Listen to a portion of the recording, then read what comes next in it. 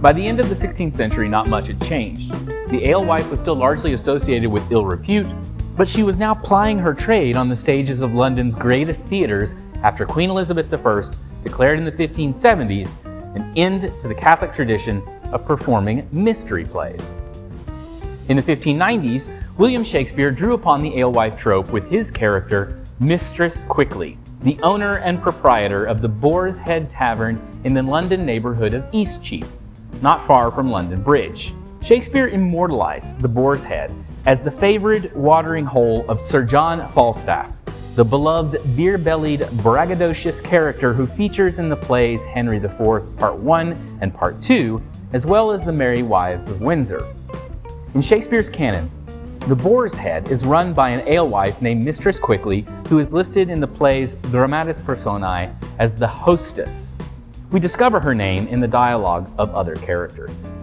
Though Mistress Quickly is likely a fictional character, Christina Romanelli explains how she represents those women with whom Shakespeare and his contemporaries would have lived and worked in their day-to-day lives. Mistress Quickly may be based upon a particular person or an amalgamation of women brewers in 16th century London.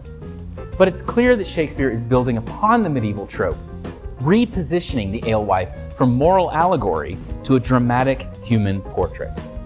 And Romanelli's assessment of Mistress Quickly warns us against dismissing her role as minor or merely comic, as previous criticism largely has. Scholarship can embrace this character type and her narrative as an example to complicate teleological progressions for women. Interestingly, Shakespeare's proximity to the ingredients for brewing ales goes beyond his drinking pints at places like the Boar's Head. In 1598, Shakespeare was fined for hoarding about 280 pounds of malted grain at his house in Stratford-upon-Avon.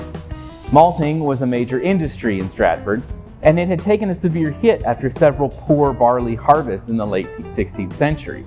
Shakespeare was looking to make some money selling his malted barley at a premium during hard times.